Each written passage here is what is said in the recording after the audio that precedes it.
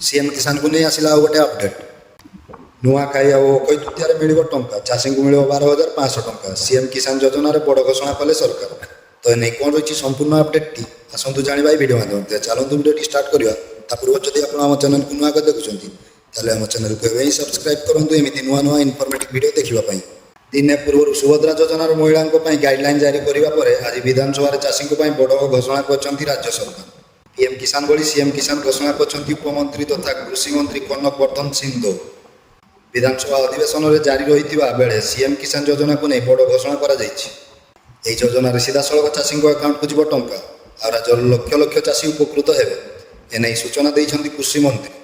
विधानसभा एने बड़ घोषणा कर खूब शीघ्र राज्य में लागू हो सीएम किसान योजना बा सीएम किसान कालिया योजना भाई मिल टंका राज्य लक्ष लक्ष चाषी अकाउंट को वर्ष को 2 थर टंका जीव एने विस्तृत भाव विधानसभा कहते राज्य कृषि मंत्री तथा उपमंत्री केवी सिंह प्रतिवर्ष नुआखाई और अक्षय तृतीय चाषी अकाउंट को जीव टंका राज्य में खूब शीघ्र आरंभ हो सीएम किसान योजना।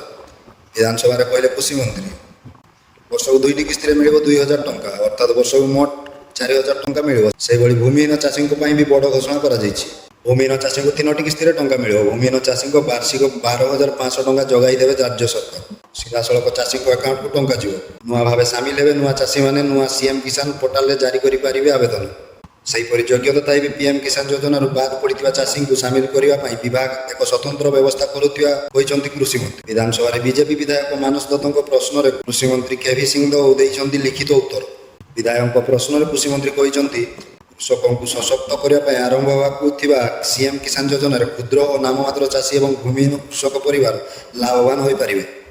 योजन प्रत्येक किस्ती 2,000 टंका लेखाएं वर्ष को 2टी किस्ती मोट 4,000 टंका सहायता राशि प्रदान कर व्यवस्था अच्छी। सेहीपरि प्रत्येक भूमिहीन कृषि परिवार को समुदाय 3टी किस्ती मोट 12,500 टंका प्रदान कर व्यवस्था अच्छी। एथिरे नूतन भाव में पंजीकृत होगापी चाषी मैंने सीएम किसान अभियोग पोर्टाल माध्यम आवेदन करेंगे। यह प्रक्रिया खूब शीघ्र कार्यकारी कर।